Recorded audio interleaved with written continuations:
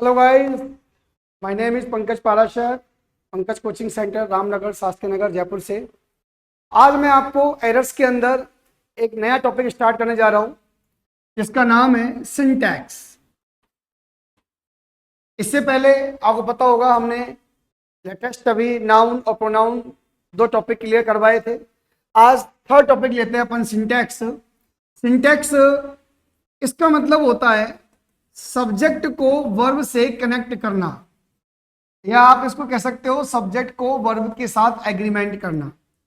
जैसा कि आप सभी को पता है कि यदि आपका सब्जेक्ट यदि आपका वर्ब बिल्कुल सही है, आपका सब्जेक्ट और आपके वर्ब में किसी प्रकार की कोई प्रॉब्लम नहीं है, आपकी वर्ब अकॉर्डिंग टू सब्जेक्ट है, तो 100% आपका आंसर बिल्कुल सही होगा।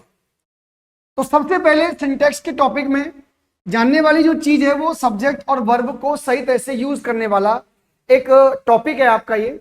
और इस सब्जेक्ट सिंटैक्स को अपन सब्जेक्ट वर्ब एग्रीमेंट भी कह सकते हैं, और कहीं ना कहीं इस टॉपिक का नाम हम कंकॉर्ड भी लिख सकते हैं, क्योंकि जो सब्जेक्ट और वर्ब का एग्रीमेंट है वो कंकॉर्ड में भी आता है और वो सिंटैक्स के अंदर भी आता है।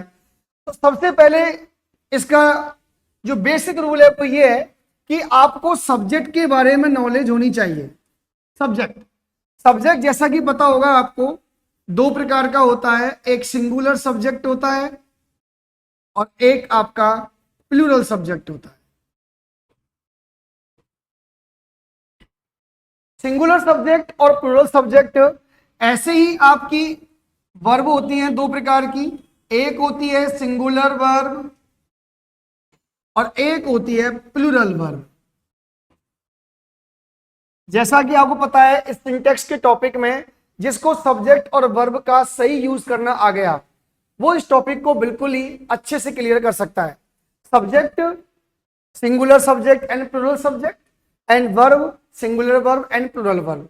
जैसा सब्जेक्ट होगा वैसे ही हम वर्ब का यूज करेंगे, और जैसा आप देख रहे हो कि सिंगुलर सब्जेक्ट में यहां पर सिंगुलर वर्ब का यूज होगा और प्लूरल सब्जेक्ट में आपको यहां पर प्लूरल वर्ब का यूज होगा।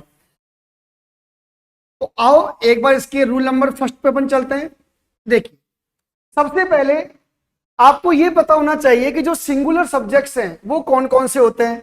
तो बेसिकली जो सिंगुलर सब्जेक्ट होते हैं जो हम बचपन से पढ़ते आ रहे हैं वो होते हैं ही, शी, इट, नेम, या फिर ऐसे वर्ड या ऐसी नाउन जिनके पीछे एस नहीं आता है, जैसे कि बॉय, गर्ल, ऐसा। और सिंगुलर वर्ब कौन सी होती है? सिंगुलर वर्ब होती है जिनके पीछे एस आता है, जैसे is, was, does, has, goes, takes, okay, ऐसे। तो डियर फ्रेंड्स, यहां पे हमने सबसे पहले एक चीज को नोटिस किया कि जैसा सब्जेक्ट होगा वैसी ही वर्ब लगानी है। सिंटैक्स जो टॉपिक है आपका वो सब्जेक्ट और वर्ब को एग्रीमेंट के साथ, सब्जेक्ट और वर्ब को एक दूसरे से कनेक्ट के साथ समझाया जाता है। सब्जेक्ट और वर्ब का ये टॉपिक कॉन्कॉर्ड में भी आता है। ये टॉपिक कहीं ना कहीं नाउन का भी टॉपिक है, क्योंकि जैसा आपको नाउन होगी वैसे ही आपको वर्ब का यूज करना होगा। आप देख सकते हो यहाँ पे बॉय और गर्ल ये भी एक नाउन है। तो सबसे पहले हमने रूल नंबर 1 क्या लिया कि सिंगुलर सब्जेक्ट होगा तो उसके लिए हमको सिंगुलर वर्ब का यूज करना पड़ेगा, यानी कि ये जितने भी आपके सब्जेक्ट्स हैं इनके अकॉर्डिंग आपको इन वर्ब में से एक वर्ब का यूज करना होता है। और नंबर 2 इसमें है कि प्लूरल सब्जेक्ट,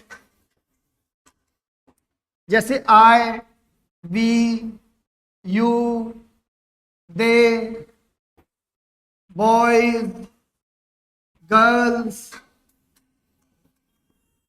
ये जो प्लूरल सब्जेक्ट है यानी कि बहुवचन जिनके पीछे एस लग जाता है, तो इसके लिए आपको यूज करना है प्लूरल वर्ब का।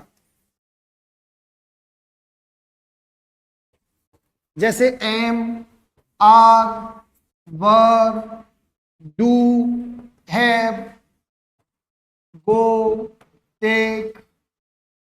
आप सभी को पता होगा कि सिंगुलर वर्ब में एस आता है, आप देख सकते हो लास्ट में सब में एस आ रहा है, जबकि प्लूरल वर्ब के लास्ट में कहीं पर भी एस नहीं आता है। इसलिए ये बात आपकी क्लियर हो जाती है कि सिंगुलर सब्जेक्ट में आपको सिंगुलर वर्ब यूज करना है और प्लूरल सब्जेक्ट में आपको प्लूरल वर्ब यूज करना है।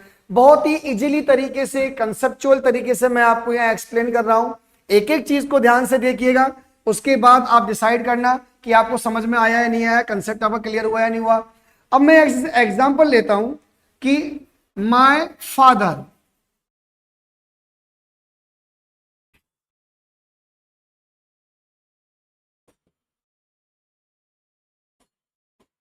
ये आपका एक एग्जांपल है, my father has a great brain. अब आप यहां देख सकते हो जो फादर वर्ड है वो आपका सिंगुलर है, सिंगुलर नाउन है। तो सिंगुलर नाउन कह लो या सब्जेक्ट कह लो, एक ही बात है। तो जैसी नाउन होगी या सब्जेक्ट होगा वैसे ही आपको वर्ब यूज करनी है। तो सिंगुलर वर्ब आपकी कौन सी है, जिसके पीछे एस आता है, तो यहां पे इसका राइट आंसर हो जाएगा हैज। ओके, तो जैसा आपका नाउन होगा वैसी आपकी वर्ब होगी। तो ऑप्शन में आपको हैज यहां पर टिक करना है। और यदि एक मैं एग्जांपल लेता हूं प्लूरल का, जैसे मान लो यहां पे क्वेश्चन ले लिया, माय फ्रेंड्स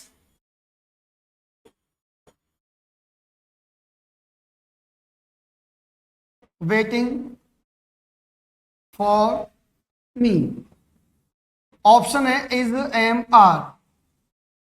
अब आप यहां देख सकते हो कि जो माय फ्रेंड्स है ये प्लूरल नाउन है। ओके, और प्लूरल नाउन के साथ आपको लगानी है प्लूरल वर्ब, प्लूरल वर्ब। तो इसका आंसर आएगा आपका आर। क्यों? क्योंकि आर के पीछे कहीं भी देखो आप एस नहीं आ रहा है। आर एक कैसी वर्ब है? आर एक प्लूरल वर्ब है, और प्लूरल वर्ब जो होगी वो तभी यूज होगी जब आपका सब्जेक्ट आपका प्लूरल होगा। तो यहां देख सकते हो फादर सिंगुलर है तो हैज आया, लेकिन यहां पर फ्रेंड्स बहुत सारे हैं तो आर आया। तो जो सिंगुलर होता है उसके लिए एस वाली वर्ब आती है, इसमें एस आता है। और जिसमें जो सब्जेक्ट आपका होता है प्लूरल, उसके लिए आता है बिना एस वाला आंसर, जिसमें एस नहीं आता है। तो ये रूल नंबर 1 आपका कंसेप्ट क्लियर हो चुका है। जैसा सब्जेक्ट वैसी verb, singular subject singular verb, plural subject plural verb. आप यहां देख सकते हो एक बार, singular subject he she it name boy girl and singular verb is what does, सबके पीछे एस आ रहा है। Singular plural subject I we you they boys girls, और इसकी वर्ब है am are were do have go go take. My father a great brain, यहां पर हैज क्यों आया? क्योंकि यहाँ फादर एक सिंगुलर सब्जेक्ट था, और यहाँ पर फ्रेंड्स बहुत सारे हैं तो यहाँ पर आपका आर आ गया। ओके, इस प्रकार आप ये देख सकते हो यहाँ पर स्क्रीन पर कि जैसा सब्जेक्ट होगा हमने वैसी वर्ब का यूज किया है। जब सब्जेक्ट आपका सिंगुलर था तो हमने देखो हैज का यूज किया था, ये देखिए आप। और जब यहाँ पर फ्रेंड्स बहुत सारे हैं, प्लूरल सब्जेक्ट है, तो हमने यहाँ पर आर का यूज किया है। ओके, तो आई थिंक रूल नंबर 1 आपका क्लियर हो चुका है। अब हम रूल नंबर 2 पे चलते हैं। ओके, रूल नंबर 2 क्या कहता है आपका? रूल नंबर 2 ये कहता है कि जिस शब्द के, जिस वर्ड के पास में ईच, एवरी, आइदर, नाइदर, यदि ये 4 वर्ड ईच और एवरी दोनों का मतलब होता है प्रत्येक, और आइदर नाइदर का मतलब होता है दो में से एक, और इसका मतलब दो में से एक भी नहीं। तो ये जो 4 वर्ड हैं इनके साथ में याद रखना ये सिंगुलर नाउन को यूज करते हैं, सिंगुलर नाउन। तो इनके साथ आपको सिंगुलर वर्ब यूज करनी है, इनके साथ सिंगुलर वर्ब का यूज होता है। ओके, आई मीन टू से ईच, एवरी, आइदर, नाइदर, ये 4 ऐसे वर्ड हैं जिनके साथ आपको सिंगुलर वर्ब का यूज करना पड़ता है। जैसे मैं आपसे कहता हूं each friend of mine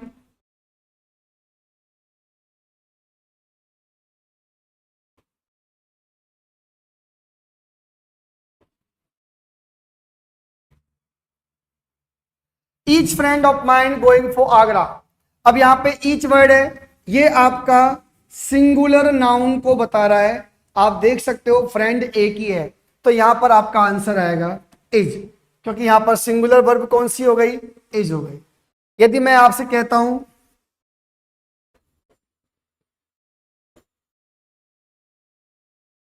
either of your friends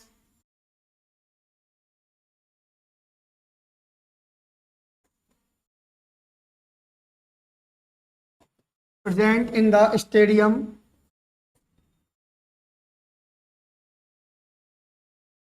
was one. अब आप यहां देख सकते हो आइदर, एक बात हमेशा याद रखना साथियों, ईच एवरी आइदर और नाइदर, ये चार वर्ड सिंगुलर नाउन को यूज करते हैं, जैसे कि यहां पर फ्रेंड, लेकिन यहां पे फ्रेंड्स आ रहा है। इसका एक रीजन क्या है कि ईच एवरी आइदर नाइदर, यदि इनके बीच में ऑफ आ जाता है, ऑफ, तो जो पीछे नाउन आती है वो हमेशा इनकी नाउन आती है प्लूरल। तो यहां पे जो ऑफ है, इसके पीछे जो ये नाउन है ये है प्लूरल नाउन, हमेशा आएगी। ईच हो या एवरी हो, इनके बीच में यदि ऑफ आ जाता है तो फिर नाउन आती है प्लूरल, लेकिन वर्ब आपकी सिंगुलर ही आएगी, यानी कि वॉज ही यहां पर इसका आंसर आएगा। क्यों? क्योंकि ईच एवरी आइदर नाइदर का जो आंसर होगा वो सिंगुलर वर्ब में आता है। ओके, लेकिन बीच में कभी ऑफ आ जाए तो फिर नाउन जो होती है वो हो जाती है प्लूरल, जैसे फ्रेंड्स, लेकिन वर्ब तो आपकी आएगी सिंगुलर। तो इसका आंसर हो जाएगा आपका सिंगुलर वर्ब में वॉज। Any doubt? ये आपका रूल नंबर सेकंड क्लियर है कि ईच एवरी आइदर नाइदर, इनके साथ आपको किसका यूज करना है, इनके साथ आपको यूज करना है सिंगुलर वर्ब का। ओके, अब इसके बाद अपन अब देख सकते हो आप कि जैसा सब्जेक्ट है हम वैसी ही वर्ब का यूज कर रहे हैं, जैसा सब्जेक्ट है वैसी ही वर्ब का यूज कर रहे हैं अपन लोग इसमें। रूल नंबर थर्ड,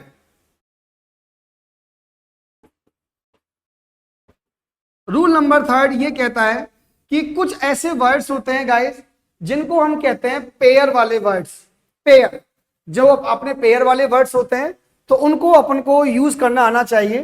तो पेयर वाले जो वर्ड्स होते हैं एक बार हम देख लेते हैं, यहां पर कपल वर्ड्स कहते हैं इनको अपन, पेयर वर्ड्स, जैसे हैमर एंड सिकल, छेनी और हथौड़ा। ओके, छेनी और हथौड़ा। एक जैसे कि बैग एंड बैगेज,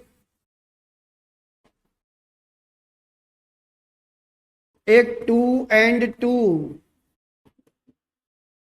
एक टाइम एंड टाइड, एक coming and going,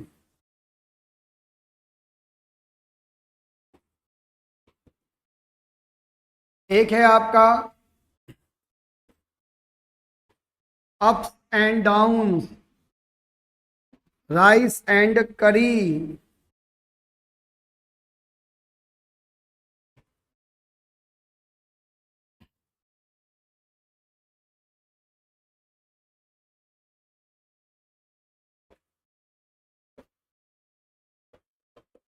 DOS and don'ts,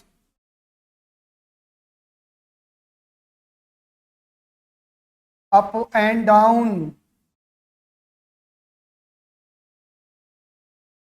ये आपके कुछ पेयर वाले वर्ड्स हैं। फिश एंड चॉप, ये आपके पेयर वाले वर्ड्स हैं। बैग एंड बेजेस का मतलब होता है सामान। टू एंड टू ये मैथमेटिकल सम्स है। टाइम एंड टाइड का मतलब होता है समय और स्थिति। एक इसमें और है slow and steady. Coming and going, आना और जाना। अप्स एंड डाउन मतलब होता है उतार चढ़ाव। राइस एंड करी, राइस और कड़ी। डोर्स एंड डोंट्स, कथनी और करनी। अप एंड डाउन, ऊपर नीचे। फिश एंड चॉप्स, ये भी एक नाश्ते में ही आता है। स्लो एंड स्टीडी का मतलब होता है धीरे लेकिन लगातार। आप यहां देख सकते हो ये मैंने कुछ पेयर वाले वर्ड बताए। पेयर इनको इसलिए कहते हैं क्योंकि ये इनके साथ फिक्स आता ही आता है, तो इसलिए इनको अपन पेयर वाले वर्ड्स कहते हैं। आप यहां स्क्रीन पर देख सकते हो एक बार।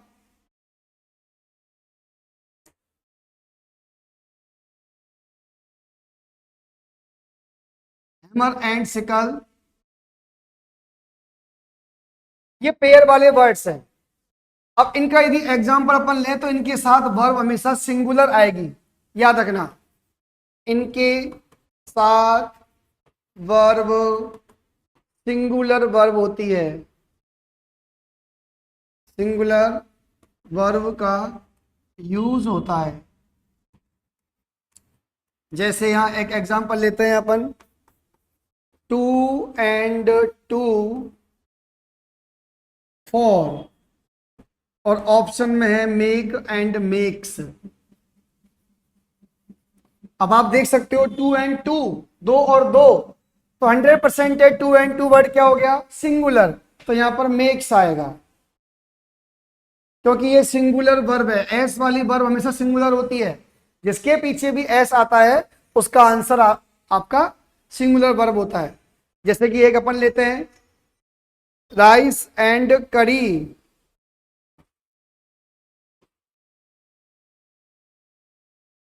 माय फेवरेट डिश, और इसका ऑप्शन लिख दे अपन इजेमआर, तो यहां भी इज आएगा क्योंकि राइस एंड करी क्या है, आपका सिंगुलर वर्ड है।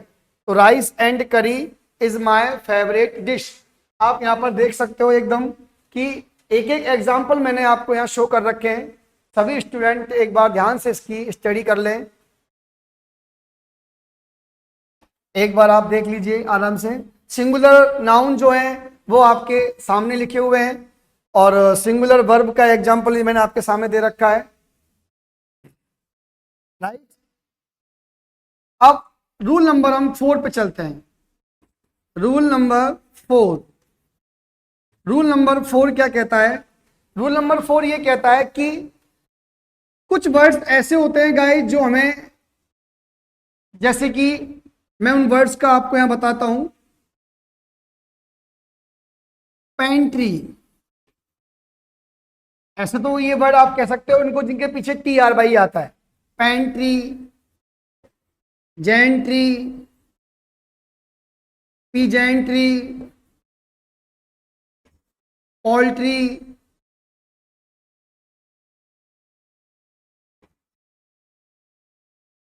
पीपल, पुलिस,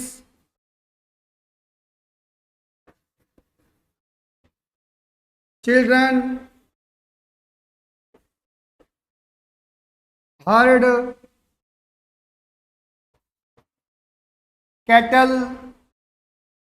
पेंट्री मतलब होता है रसोई घर, जेंट्री का मतलब होता है सज्जन लोग, पीजेंट्री का मतलब होता है किसान लोग, पोल्ट्री का मतलब होता है मुर्गी खाना, पुलिस आप जानते हो, हर्ड का मतलब होता है भेड़ बकरियों का झुंड,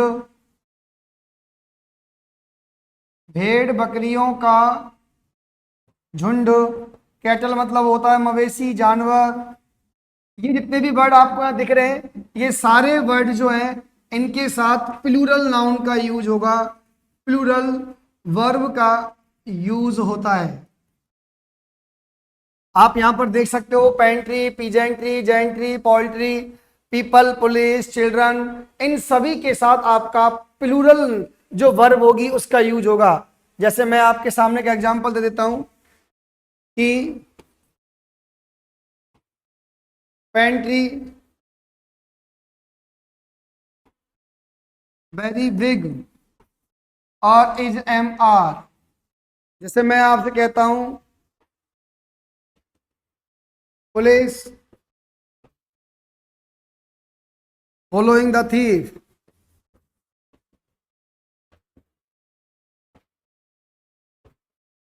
अब आप देखो यहां पर जो पेंट्री वर्ड है और ये जो पुलिस वर्ड है, ये दोनों ही वर्ड कैसे हैं, प्लूरल के हैं ये।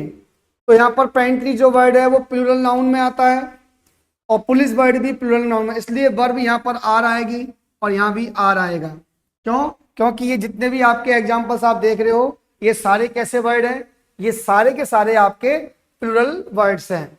ओके, तो ये रूल नंबर आपका 4 मेरी तरफ से क्लियर है। गाइस ध्यान रखना, ये टॉपिक आपका सिंटैक्स का है, ये टॉपिक आपका सब्जेक्ट वर्ब एग्रीमेंट का है, कॉन्कर्ड का है, यदि आप इंटरेस्ट से इस टॉपिक को पढ़ते हो तो ये समझ लीजिए कि इसमें टेंसेस का टॉपिक और इसके अंदर वर्ब का टॉपिक आपका इजीली क्लियर हो जाता है। लेकिन डिपेंड करता है कि आप इस टॉपिक को कैसे पढ़ते हो। मैं इस टॉपिक को लगभग 3 से 4 टॉपिक मिक्स करके ऐसे पढ़ाता हूं। तो उससे क्या होता है कि यदि ये टॉपिक आपका क्लियर हो जाएगा तो आपको फिर टेंस सीखने में कोई प्रॉब्लम नहीं आएगी। टेंस का जो टॉपिक होगा आपका वो इनसे भी क्लियर होगा, क्योंकि आपको जब सब्जेक्ट की नॉलेज नहीं होगी तो आप वर्ब यूज कैसे कर सकते हो। सब्जेक्ट आपको बिल्कुल माइंड में आप पे क्लियर है तो 100% आपका वर्ब भी आपका क्लियर हो जाएगा। तो गाइज ये है आपका, आप देख सकते हो स्क्रीन पर एक एक वर्ड को क्लियर, कि जो वर्ड है आपके पेंट्री, पिजेंट्री, पिजेंट्री, पोल्ट्री, एक एक वर्ड देखो आप, pantry, gentry, peasantry, poultry, people, police, children, herd, cattle, ये सारे प्लूरल वर्ड हैं। और यहाँ पर इस साइड में मैंने आपको एग्जाम्पल दे रखा है पेंट्री का और पुलिस का। ऐसे और भी एग्जाम्पल अपन ले सकते हैं, जैसे कि मैं अब बात करूं आपके सामने, the children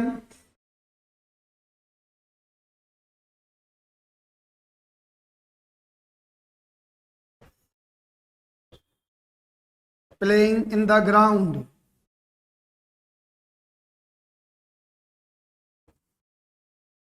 is am are. अब यहाँ पर चिल्ड्रन वर्ड के लिए क्या आएगा, यहाँ पर चिल्ड्रन वर्ड के लिए आ रहा है। ओके, तो ये आपका रूल नंबर 4 मेरी तरफ से बिल्कुल क्लियर है। एक बार आप इसको रीड आउट कर लीजिए ढंग से, कोई प्रॉब्लम आए आई थिंक तो, जहां तक मेरा मानना है कि आपको ऐसा कुछ डिफिकल्ट नहीं लगा होगा, क्योंकि बहुत इजी कंसेप्ट से मैंने आपको ये क्लियर करवाया है। ओके, अब रूल नंबर 5 की तरफ मैं आपको लेके चल रहा हूं। रूल नंबर 5, रूल नंबर 5 जो है इसका, वो क्या कहता है कि देखिए गाइस, कुछ वर्ड होते हैं जैसे कि फैमिली, जैसे कि ज्यूरी, जैसे सोसाइटी, जैसे कम्युनिटी, जैसे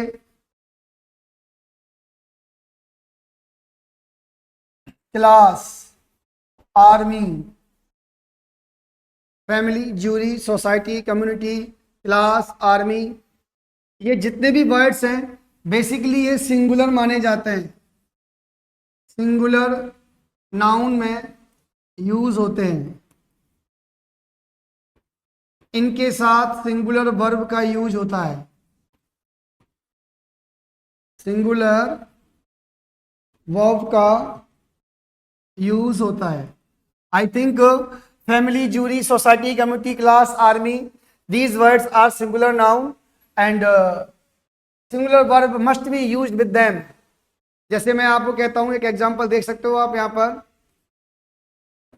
my family situated in the village, और यहां आपका ऑप्शन है इज एम आर। अब आप देख सकते हो my family situated in the village, तो मेरा जो परिवार है, फैमिली वर्ड सिंगुलर का है, इसलिए आपको यहां पर इज का यूज करना है। Okay, my family is situated in the village, my family is situated in the village. इसका मेन रीजन क्या है, इसका मेन रीजन ये है कि जो जितने भी वर्ड हैं ये पूरे एक कम्युनिटी को बताते हैं जहां पे बहुत सारे लोग रहते हैं। ओके, इसलिए इनके साथ सिंगुलर आता है। जैसे कि ये कहते हैं the whole jury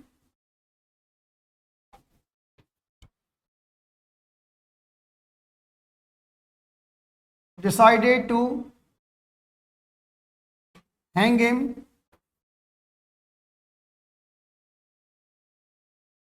over, has and have, the whole jury decided to hang him over। अब आप यहां देख सकते हो ज्यूरी जो वर्ड है वो आपका कैसा वर्ड है, सिंगुलर नाउन का है, इसलिए आप यहां पर हैज का यूज करोगे, क्योंकि जैसा होगी, जैसी होगी नाउन वैसी ही होगी verb.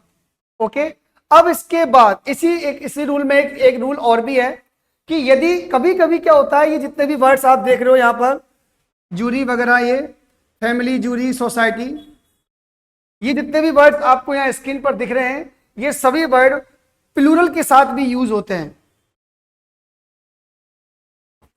Family, jury, society, army, panel, community. यदि आपको ये सभी वर्ड ऐसे दिख जाए कि जैसे फैमिली में, यदि फैमिली मिलके काम कर रही है तो वो सिंगुलर है, परंतु फैमिली अलग अलग काम कर रही है, फैमिली में 10 लोग हैं, 5 अलग कर रहे हैं, 5 अलग कर रहे हैं, तो ऐसी सिचुएशन में इनके साथ दे, देम और दियर का यूज होता है।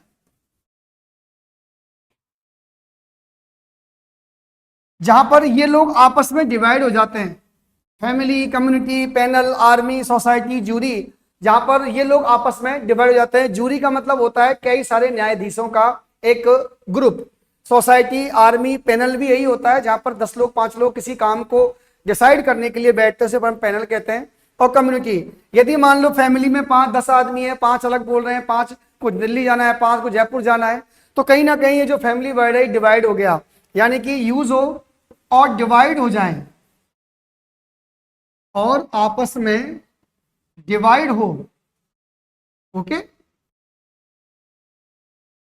आई मीन कि all these words, family, society, army, panel, in case we use a sentence in which the family, jury, all the words are divided in their decisions, in that case they, them, their must be used, and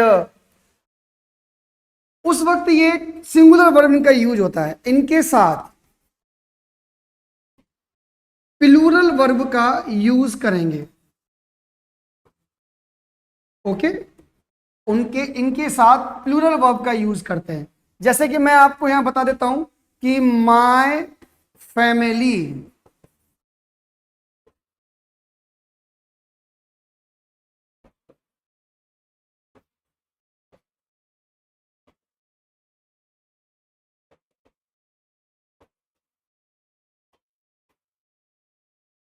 अब आप इस example में देख सकते हो कि my family decided to go to their destinations. My family have decided to go to their destinations. अब यहां पर देख सकते हो आप कि पूरी की पूरी जो फैमिली है और यहां पर दियर वर्ड आ रहा है। कैच कीजिए आप इस दियर वर्ड को। दियर आते ही यहां पर आपका आंसर हैव हो जाएगा। दियर आते ही यहां पर आपका जो आंसर होगा वो हैव हो जाएगा।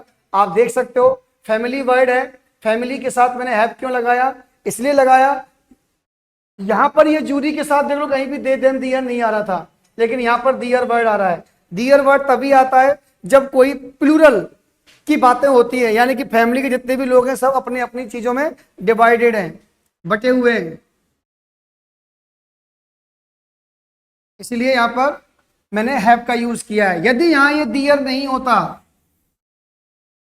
और यहां होता इट्स, ऐसे होता, तो फिर इसका आंसर हैव नहीं होके हैज होता, क्योंकि कहीं पर भी दे, देम, दियर नहीं आ रहा है। आप इसको नोट कीजिए, दे, देम, दियर आ जाए तो आपको प्लूरल वर्ब यूज करनी है।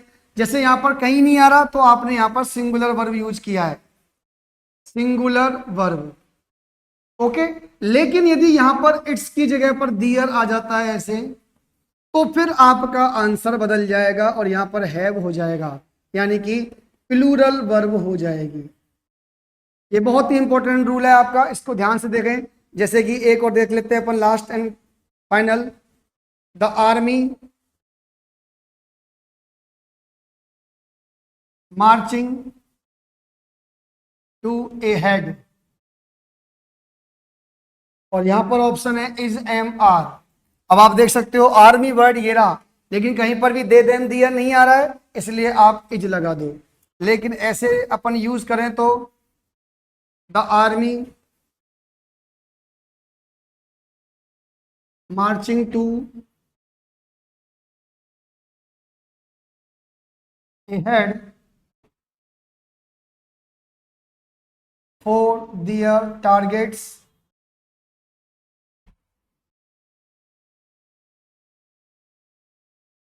Is, am, are. तो आप यहां देख सकते हो आर्मी के साथ यहां पर आपको सबको दिख रहा है आर्मी, आर्मी दो वर्ड है, लेकिन एक आर्मी के साथ मैं इज लगाऊंगा और एक आर्मी के साथ मैं आर लगाऊंगा। ऐसा क्यों? ऐसा इसलिए क्योंकि यहां पर आप देख रहे हो इज इसलिए आया क्योंकि कहीं पर भी दे, देम, दियर नहीं आ रहा है, लेकिन यहाँ पर दियर वर्ड आ रहा है, कैच कीजिए दियर वर्ड को। आर्मी, आर्मी के साथ यहाँ पर दियर वर्ड आ रहा है, ये रहा दियर, तो दियर वर्ड के साथ यहाँ पर आ रहेगा। ओके गाइज, तो गाइज ये थे आपका एक टॉपिक जो कि मैंने आपको यहाँ बोर्ड पर स्क्रीन पर समझा दिया है। एक एक चीज आप यहाँ देख सकते हो, एक एक चीज मैंने आपको बता रखा है। आर्मी के साथ इज और आर कब आएगा, आर्मी से मतलब नहीं है, यहाँ पर फैमिली, जूरी, सोसाइटी, पैनल कुछ भी हो सकता है। आप तो दे देम दियर को कैच करो, दे देम दियर आए तो आर, नहीं आए तो इज। ओके, ये सिंटैक्स का टॉपिक मेरी तरफ से आपका पूरा हो चुका है। अब मैं आपसे बस यही कहूंगा कि किसी भी टॉपिक को जानने के लिए आप एक बार पंकज कोचिंग सेंटर में रामनगर, शास्त्री नगर में एक बार आप आकर के क्लासेज लीजिए। क्लासेज के और ऑनलाइन ऑफलाइन क्लासेज के आप पैटर्न्स को देखिए, आपको बेस्ट से बेस्ट एजुकेशन आपको यहाँ प्रोवाइड कराई जाती है। एक बार, कई बार क्या होता है कि स्टूडेंट्स कुछ ज्यादा अच्छा पाने के लिए बहुत बड़ी गलती कर जाते हैं। अभी रिसेंटली मैं कुछ लोगों से मिला था और मेरे स्टूडेंट ही थे, ऐसा नहीं कह सकते उनको लोगों को अपन, वो मेरे स्टूडेंट ही हैं। हो सकता है शायद वो मेरा ये चैनल देख रहे हो, मेरी आवाज़ उन तक पहुंच रही हो। तो उन्होंने मुझसे कहा कि सर 4 महीने हो गए हैं पढ़ते पढ़ते पढ़ते पढ़ते, लेकिन हमें अब तक ये नहीं पता चल रहा कि हम पढ़ क्या रहे हैं और हम तैयारी किसकी कर रहे हैं। शुरुआत में गए 2 या 3 दिन की डेमो क्लासेज ली। अब डेमो क्लासेज में उन बच्चों को जो बताया जाता है उन्होंने वो बात अपने दिमाग में सेट कर ली कि भाई हम तैयारी के लिए आए हैं, आपको तैयारी कराई जाएगी अच्छे से। और 3 दिन या 4 दिन के अंदर अंदर उनकी सारी फीस, सारी का मतलब 60-70% फीस उनसे ले ली गई। अब प्रॉब्लम ये हो गई कि वो स्टूडेंट अब ऐसी भीड़ में बैठे हुए हैं जहां पर 150 से 200 स्टूडेंट हैं, उनकी क्वेरीज जो है वो क्वेरीज ही बन के रह गई। ना वो किसी एक क्वेरीज को सॉल्व कर पा रहे हैं, ना उनकी हिम्मत होती है, ना कोई प्रॉब्लम क्लासेज होती है। और लगभग 2.5 से 3 महीने में उनका कोर्स पूरा करा करके उनसे कह दिया गया कि अब आपको रिन्यू कराना होगा, रिन्यू कराने का 50% आपका चार्ज लगेगा। तो let me continue to know, मैं इस बात को जानना चाहता हूं कि आपने रिन्यू करा दिया, पर बच्चे को तो ये पता ही नहीं है कि जो कंसेप्ट वो क्लियर करने आया है वो सारे के उसके क्लियर हुए या नहीं हुए। एक टॉपिक को 2 दिन पढ़ा रहे हैं, 2 दिन पढ़ाने के बाद उसकी शीट दे रहे हैं बच्चों को, और शीट देने के बाद कह रहे हैं टॉपिक क्लियर हो गया। बच्चा उस शीट को ले जा करके घर से कर रहा है, चैट जीपीटी यूज कर रहा है, कहीं गूगल यूज कर रहा है, और कहीं पर भी उसके दिमाग में ये बिल्कुल भी सेटिस्फेक्शन नहीं है कि मेरी तैयारी बहुत अच्छे से हो रही है। तो डियर फ्रेंड्स, ऐसी तैयारी करके इतनी दूर दूर जाकर के, तो फिर वही वाली बात है कि ये तो फिर आप पागल कोचिंग वाले नहीं है, पागल आप हो। क्योंकि आप, सबसे बड़ी प्रॉब्लम ये है कि आप लोगों के समझ में नहीं आ रहा है कि जहां पर आपकी प्रॉब्लम सॉल्व नहीं होती है, ऐसी जगह पर आपको जाना नहीं चाहिए। इसीलिए मेरे आपसे ये रिक्वेस्ट है कि आप भेड़ चाल में ना फंसते हुए आप लोग अपनी दिमाग का, अपने सेंसेशंस का यूज करें, अपने सिविक सेंस का यूज करें, और वहीं पर ही जाकर के अपनी क्लासेस लें जहां पर आपके कंसेप्ट सारे क्लियर हो।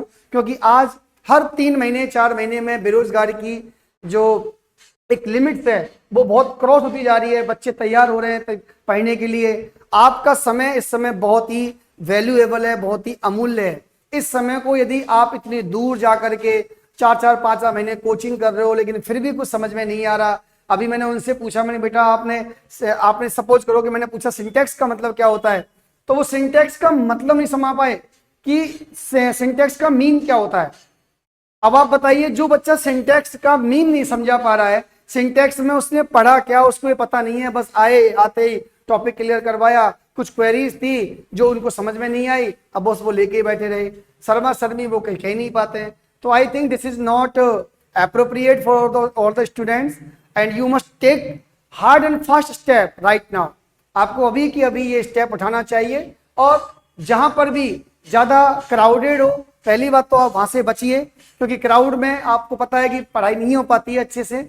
बहुत ही कम स्टूडेंट होते हैं जिनको समझ में आ पाता है, और वो स्टूडेंट भी कहीं ना कहीं अपनी सेल्फ स्टडी पर ज्यादा फोकस करते हैं गाइस। बड़ी बड़ी कोचिंग से क्लास लेने के बाद भी उनको ऑनलाइन कोई ऐसा वीडियो देखना होता है जिनसे कि उनके कंसेप्ट क्लियर हो जाएं। तो आप क्लासें लेने के बाद 20 से 25 हजार रुपए खर्च करने के बाद भी, और आप ऑनलाइन किसी वीडियो को देख रहे हो, तो I think you are wasting your money and time बहुत। तो I think you should not go there, you should go there where your problems is solved. जहां पर आपकी प्रॉब्लम को सॉल्व किया जा रहा है वहां पर आपको जाना चाहिए। इसलिए माय डियर फ्रेंड्स, कोई भी कॉम्पिटिशन की आप तैयारी कर रहे हो तो एक बार आप पंकज कोचिंग सेंटर रामनगर, शास्त्री नगर, जयपुर में एक बार आप आके देखिए, ऑनलाइन ऑफलाइन क्लासेस लेके देखिए। हम बिल्कुल free of cost test series दे रहे हैं, बिल्कुल free of cost test series, बच्चे से कोई चार्ज नहीं है। आप आइए, टेस्ट सीरीज ज्वाइन कीजिए और हर प्रकार से अपने आप का मेजरमेंट कीजिए कि कैसे आपको गवर्नमेंट सिलेक्शन मिलेगा। फ्री ऑफ कॉस्ट कुछ नहीं मिलता, लेकिन आपको यहाँ पर पंकज कोचिंग के अंदर टेस्ट सीरीज बिल्कुल फ्री ऑफ कॉस्ट मिल रही है। तो फोकस करो इस बात पर कि यहाँ पर आपको हर कंसेप्ट इजी तरीके से पढ़ाया जाएगा, गारंटेड बैच का होगा और हर प्रकार की ऑनलाइन ऑफलाइन क्लासेस के साथ टेस्ट सीरीज बिल्कुल फ्री ऑफ कॉस्ट है। करंट अफेयर्स की क्लासेज भी आपको यहाँ पर मिलेंगी, उसका भी कोई चार्ज नहीं मिलेगा। तो इसलिए very soon you just wake up, आप खड़े हो जाइए एंड गेट राइज और एक बार आप आकर के क्लासेस लीजिए। पंकज कोचिंग सेंटर आपका वेलकम करने के लिए तैयार है। Okay guys, thank you, good bye.